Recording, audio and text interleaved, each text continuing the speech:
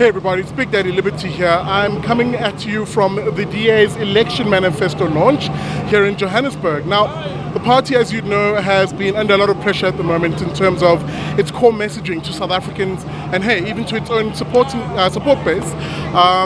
So the question I want to pose to the DA members who I meet here, and really that's who I'm interested in, the ordinary DA supporter, so the ordinary DA member. I'm not here for the politicians. What does that individual think? What is the future of the country for them? What does it look like? Do they believe in race-based policies, or would they like to see an alternative? And the question really that we need to pose is the DA becoming an ANC lite? Those are the questions I'll be posing here today. Welcome to the Big Liberty Show. Let's get that conversation going. What are the major reasons, the top 3 reasons maybe, why you're supporting the Democratic Alliance? What would you say?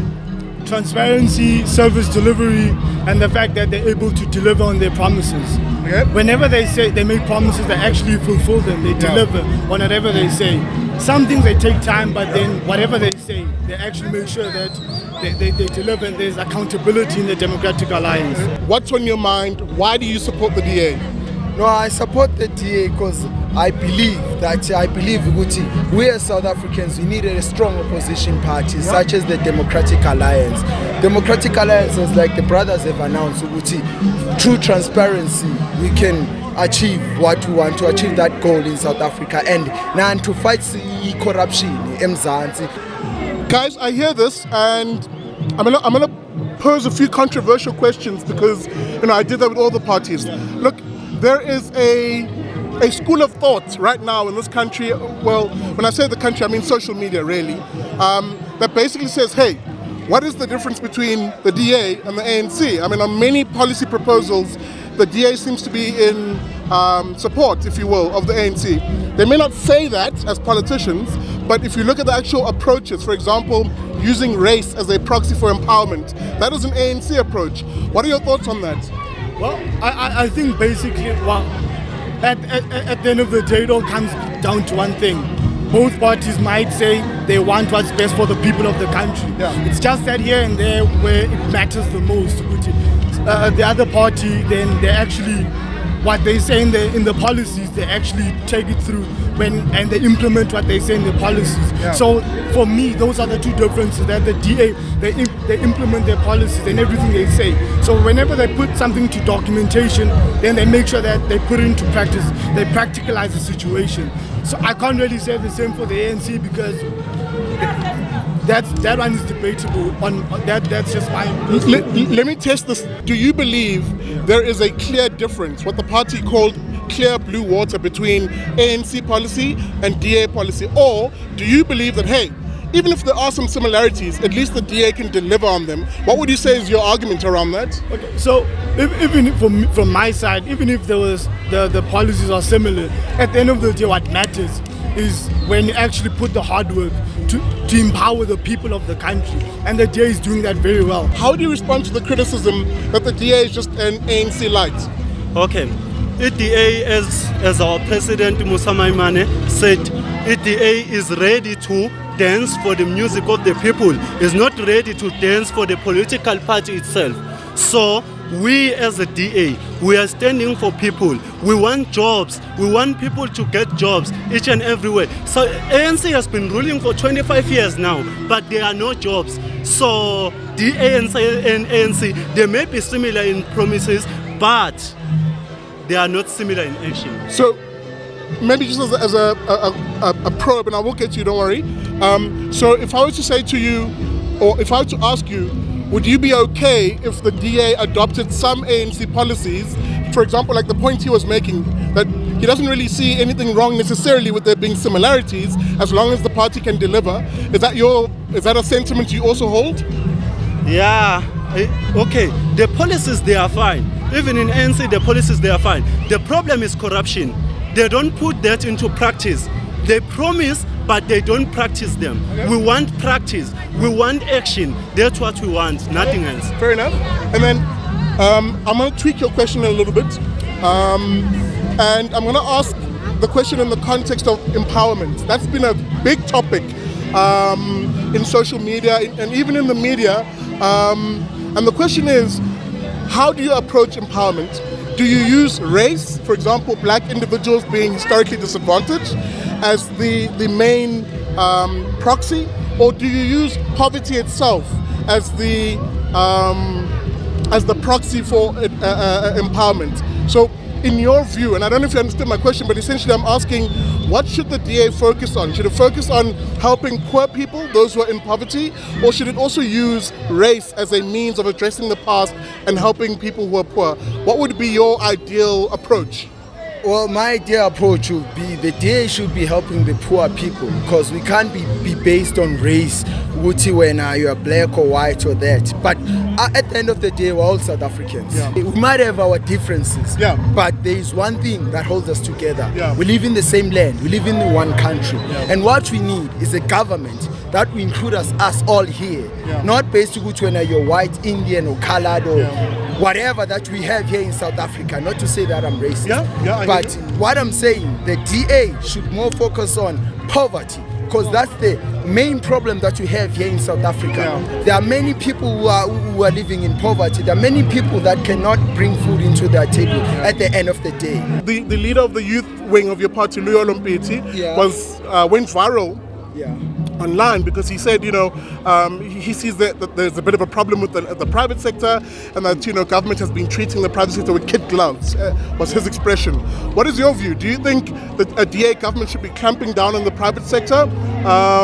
Or, as an alternative, should there be instead of clamping down on the private sector, should there be a focus on actually building young entrepreneurs, opening up the markets? What would your view be? Do you also believe in clamping down on the private sector? No, not exactly. I don't believe in the counting down of the private sector. I believe the government, even the DA, when it comes to power, it should invest more on young entrepreneurs. I mean, that's the way to create more jobs here in South Africa.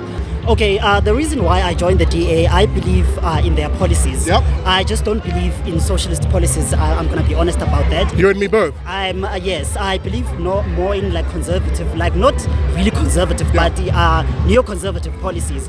I think it's so important that we need to be self-sufficient. Basically meaning that we need to produce what we consume at the end of the day. So I just feel like the DA is the only party that actually represents what I believe in as a normal South African.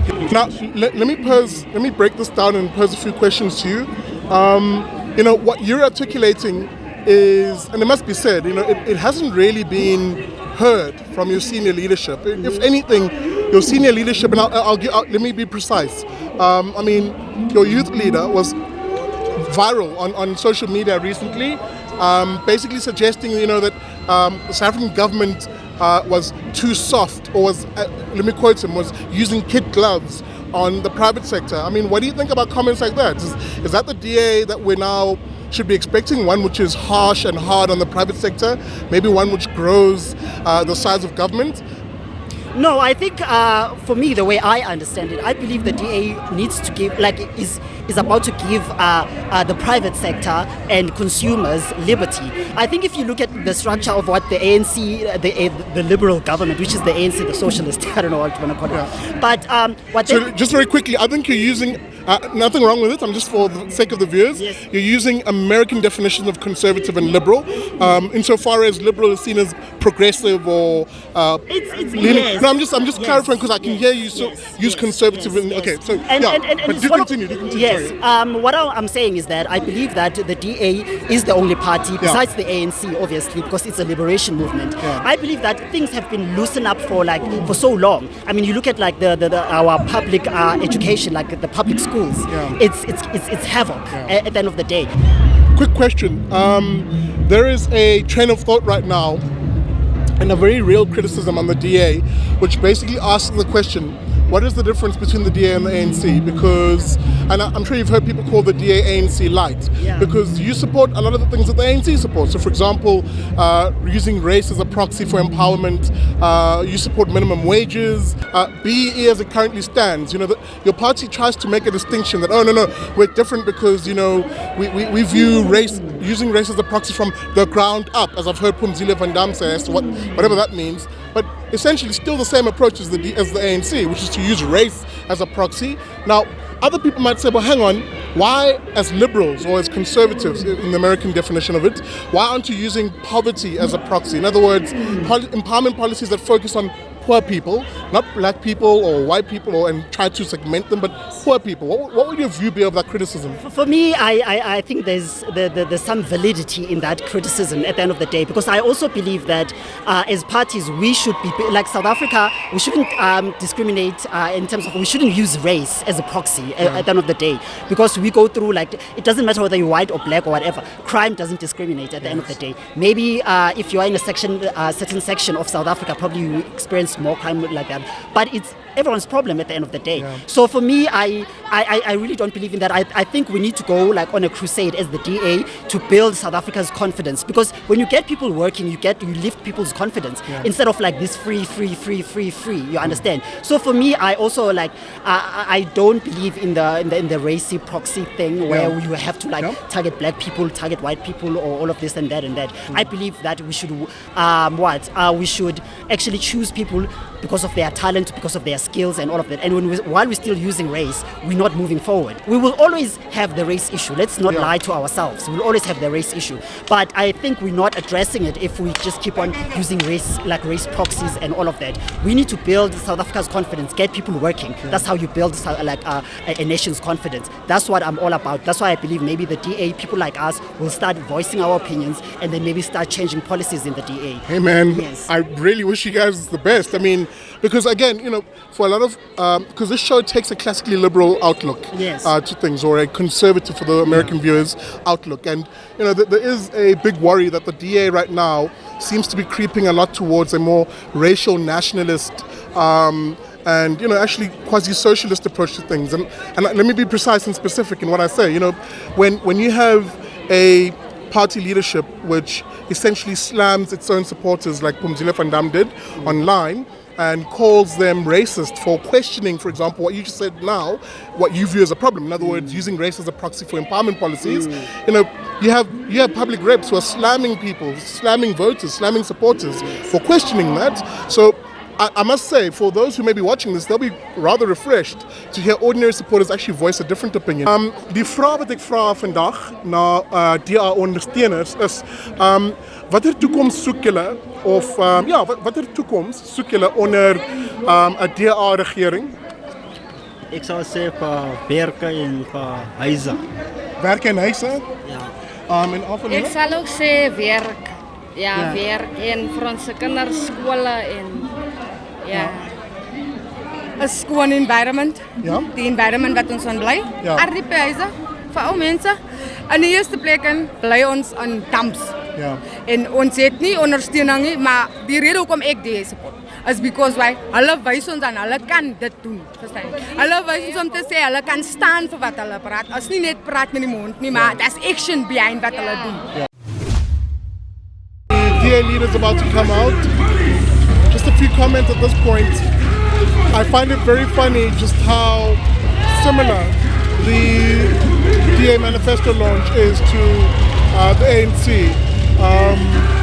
Just in terms of modus operandi, the loud bikes, the procession of top leadership, and of course the beavers and the singing. Again, nothing wrong with this, but just not much difference between them and the DA.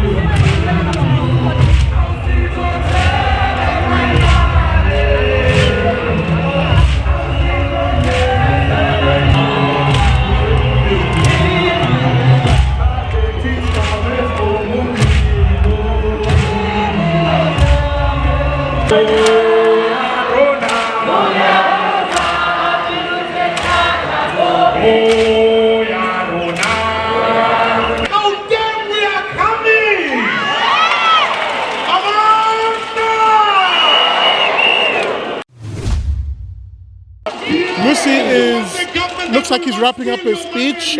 He's quite fired up, and the audience seems to be quite fired up. His message seems to be resonating. There are some contradictions in the messaging to what I've heard people maybe say to me, But that's the nature of politics, you know. I've always said there's a big gulf between what politicians say and what ordinary people want. But I'll get a few more opinions, a few more views, and let's see what people have to say about what they've heard from Mmusi Maimane, especially as he wraps up. Having listened to your leader, is what he said today what you wanted to hear? And what are the top 3 priorities for you guys? One thing is that, one thing we have to work hard. We have to work hard. And I've been working with Solly, the premier candidate. We've been going door to door, and we are going to take shouting. We're going to take shouting. All right, but what are your top 3 priorities for the province or for the country? What do you want to see a DA government deliver on? Youth, job, employment. That's what we want. You made your point again? But I think securing our borders, I mean, a lot of times people, came out when we said secure our borders, they said, no, the DA is xenophobic. But I mean, let's look at one of the most cries that people complain about, especially in Kasi economics. People saying that we've got people that are in the country illegitimately, people that are committing crimes that cannot be held accountable, and yet it is the country that suffers. So if we secure our borders, it's an international practice. Anybody that comes into South Africa must be documented. We need to be able to identify who that person is, so that if they do commit a crime, we are able to identify who they are. Professionals with expertise in terms of energy, in terms of engineering, are welcome to come to the country to contribute to the economy, to contribute to making sure that the jobs that come through in terms of industries also contribute to employment as well, so that we can create fair access to jobs. Sorry, just out of interest, do you know what the proportion is of foreign nationals who commit crimes versus locals? Unfortunately, I would not have the stats at the top of my head. Then what's the basis of... Look, I suppose we get it when you say there should be border security and the integrity of the border. We totally get that, but it does come across as a little xenophobic when you consider that, most foreign nationals who come here don't come here to steal jobs, as most people say. And I'm not saying you said that, but essentially one can see why a criticism can be leveled at you guys, that this seems to be stoking that support base, that type of supporter who, even if you're not saying it, by implication of their particular views, would be very happy to hear you guys say stuff like this. How do you answer a criticism like that, that basically says you're going after that xenophobic voter who finds fault in foreign nationals on issues really which are just endemic to a country, period, like crime, for example? And without mentioning stats or anything like that, or getting too academic, I mean, we speak about personal practice on a daily basis, what we hear in the Hillbrow, what we see often, in our own townships. We recently spoke to a Zimbabwean guy who said, look, I don't vote, I'm here in the country, I mean, we're suffering in our country, and we need to cross the borders and we need to come here. So, you ask yourself a question, if someone is actually saying we've had to cross the border to get here, you ask yourself, what is the security like in terms of crossing of the borders? Did those people get actually the correct documentation in order to access the country? And without being xenophobic or anything, we're saying that each and every individual that comes into our country must be legitimate, and there must be, we were talking about asylum seekers, for example, and that is something that the DA is advocating for in terms of securing our borders as an offer to South Africans. Yeah, sure. Look, I don't think we are necessarily... Oh, that's cool. Thanks, man. Thanks a lot. I don't think we're necessarily averse to that. I think there should be a functional process which allows people who seek to come to the country to have a pathway to residency, a pathway to even citizenship, and that should be all fine and well. But I think a lot of people are worried about the DA's particular messaging on this, because it comes across as being a little anti-foreign nationals in the way in which it's projected. You almost have like the security state that will clamp down on people even coming to the country. More should be done in sort of nuancing that message, but I get your point.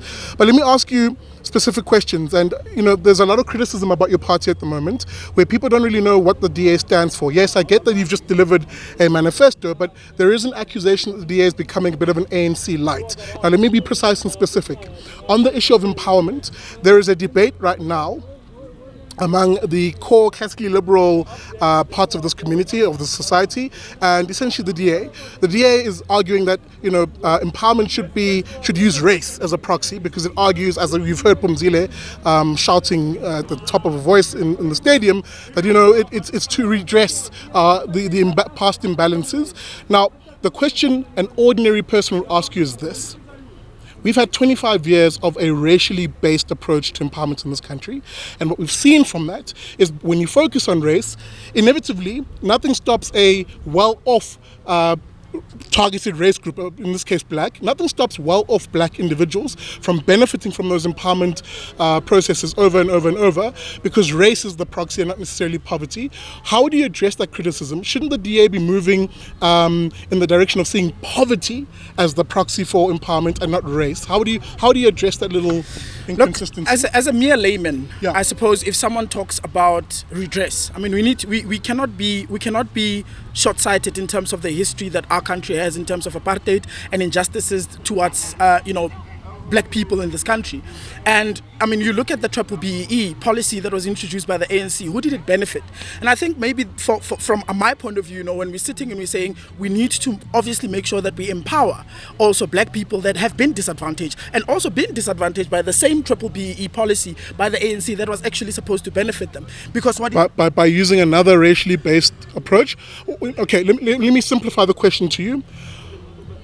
Tell me why you think black people would not benefit if the DA's empowerment policies focused on tackling poverty. In other words, if your stated objective is to lift people out of poverty, how are black people going to be excluded from a policy approach like that? Well, look, my response to that is quite simple. And like I said, I don't want to get any technical or academic about this. I mean, it's my own, my own view. For the party. So, when I'm a black person myself, and I know that the majority. So am I. Yeah.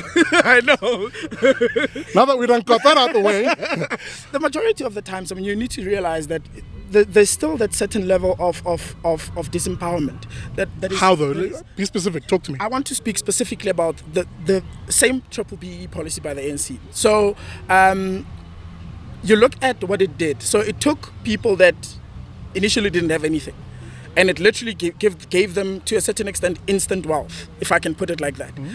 And what that created was a situation where then someone has got wealth and like, now what do you do with it? Yeah. So that particular individual obviously does not have the necessary know-how on how do you actually sustain the wealth? How do you then keep it growing so that you can employ more, so that you can create a much better space for South Africans where they can actually get access to employment? And I think the reason why we need to also be fair towards the fact that there is still people that have been disempowered by the very same policy that was actually supposed to bring them into the system, whilst it actually also benefited the elite. So the fact still remains that there is a large group of young up-and-coming entrepreneurs or black people that are starting to come up with ideas, innovations on either energy or whether be it network connections or whatever, cell phones or whatever. But because they are not really, part and puzzle of I know that person, they are unable to get there. And I suppose for me, that is why we still need to kind of, deal with the reality, and also kind of try and move away also from that particular race-based. You seem to be fudging the question a little bit. And I'll let you go just now, but I really want to get to the nub of this, because this is the debate right now, where I'm posing what is genuinely a simple question, which is, you're almost saying it now. You're saying, look, there is a current BEE policy, but it only empowers that select few who very well may be black, right? But it excludes the vast majority of poorer black South Africans because they're not connected, and you're saying they're not cronies. The question then becomes, why does the DA want to replicate that very same approach that the ANC is using, that you rightly characterize as being wrong because the ANC is failing at doing it? Shouldn't the DA be focusing on poverty then as a proxy? In other words, it wouldn't matter who you are insofar as the empowerment approach. The approach would be looking at you as a poor person, not as a black person, not as a colored person, as a poor person, and empowerment goes to you. And on that basis, obviously, you'd lock out those who are empowered, right? It wouldn't matter who you know, sure. Because essentially the policy focuses on poor people. What do you think about that? Shouldn't that be the approach the party takes? Much as that could be the case, I mean, I still maintain my point that there is largely still quite a large number of black people that were really, really disadvantaged by the policy. And I suppose, by and large, if you look at our offer in terms of fair access to jobs, already you're looking at a larger scope of people that are not employed, people that are probably living in squatters, people that are living in communities where you wouldn't find necessarily any creation of employment. And if you then identify within that scope of those particular individuals, people that are really, really saying, this is my proposal, this is what I need to do, and then you help that particular individual. Once that person has achieved whatever it is that they needed to achieve within their business, and obviously implement it better, monitor those people, make sure that they are indeed achieving what they set out in their proposal. And if not, you're not going to re-empower the same person all the time. And I think. But what stops that? I mean, look, I wouldn't know. You know, I mean, I'm not. Sorry to cut you off. What I'm trying to get at is, it seems like you trust your politicians over other groups of politicians. And, you know, I was at the ANC rally, I'm sure you saw that, EFF manifesto, same thing. Sorry, do you mind just getting out of my shot? Thanks, man. You know, they would say the exact same thing to me, right? Sure. In other words, my politicians are better, they'll do it better. Do you think people watching you now should trust your politicians? What do you think about that? Look, I mean, I want to go back to what the federal leader said. Yeah. Where we do govern, we actually do better. And that is why I do trust DA politicians much better than any other political party. Yeah. It's important that you raise the issue of leadership. If I were to ask you the question on Mmusi Maimane and his leadership, what are the top 3 ideas or policy approaches that you think Mmusi has driven that you support? I think the issue. In other words, is Mmusi a thought leader in the party? I believe that he is. I mean, he drove the issue of diversity, for example, as a clause that we adopted in the past federal Congress that we held in April. And again, I mean, he is not an individual that, unlike what the media is saying, you know, that is pushed maybe by somebody. He's someone that takes ownership for his own ideas and creativity, and he debates them well. I mean, I sit in decision-making councils, and I hear him speak, and we saw him speak here today. There's absolutely no way that one can come and say, but that individual is a puppet. That is a critical thinker. That is an individual that can put forward a rational offer, debate it, make his point heard, and there's quite a majority of people that would agree with him within the organization. It's funny you mentioned the word puppet. I wasn't even saying that, but it's instructive that you'd raise a point like that. But maybe as a final question, and I'm really sorry for keeping you, but the DA supports BEE. The DA supports affirmative action. The DA supports, essentially, if I'm to go with what your federal youth leader said, Leo Lompiti, around not having soft gloves on the private sector, close quote. It seems like the DA does support a lot of the things and the racial nationalism, if you will, of the ANC. But the argument I've been hearing from people like you and others who I've interviewed today is no, the DA will deliver it better because it has that track record. Is there a difference between the ANC and the DA? Look, I think from my own disadvantage is that, you know, I'm not well read up on the issues that you've just raised now. And I suppose that's for my disadvantage. But I think more or less, look, I mean, anybody that has raised the issue on whether the DA is an ANC light or whatever the case may be, the response will always remain that where the DA does actually do things, it actually gets it done. And it has got credible leaders to actually drive a message and steer the message and actually deliver to South Africans. And I suppose by and large that is a credential that the ANC and the EFF do not have. Well, there you have it, guys. A long day of garnering opinions and views from ordinary DA supporters who came to their manifesto launch here at the Rand Stadium in Johannesburg. Now, you will have seen just how diverse the views are, but there is a palpable difference between what their leadership at a national level, especially on social media, talk about, and actually what some of the guys on the ground have been saying. You know, I haven't been hearing necessarily a full endorsement on the DA's insistence on using race as a proxy, and you put the two options to people, and most people are very wary of continuing with a race-based approach to policy making in this country.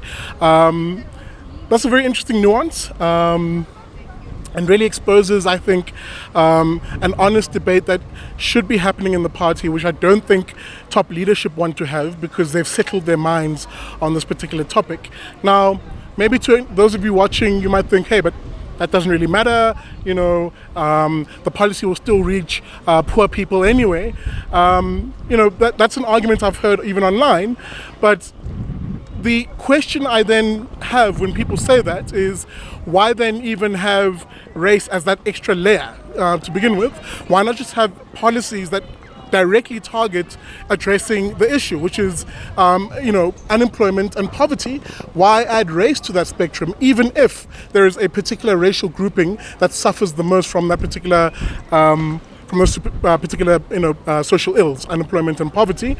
If you just address the poverty and if you focus on addressing the unemployment, then by virtue, you'll tackle the fact that most unemployed and most poor people are black. And you just saw it earlier on now. They can't really answer that question as to why then race still is important. At the end of the day, it is the Democratic Alliance who is in second place.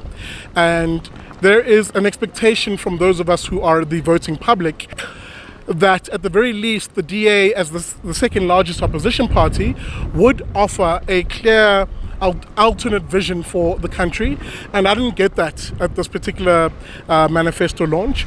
We'll obviously dig into the manifesto in the coming weeks and provide hard analysis on that, but I do need people to actually start thinking about these issues, especially as we as voters at least, we start wondering who to vote for. Guys, in any event, thank you so much for watching the show. I hope this was another good one for you. Please support my show, support Big Daddy Liberty, and you can do that by becoming a friend of the IRR. That's as simple as you SMSing your name to 32823. Terms and conditions apply, and SMS costs R1. Or find us online at irr.org.za/join and sign up and become one of the thousands of South Africans who are supporting the show every month with a small contribution. I average about 90 Rand per person, and it is that 90 Rand from you that goes a very long way to getting me out to these various locations, and actually to getting me to you as I look to start the Friends of Liberty tour.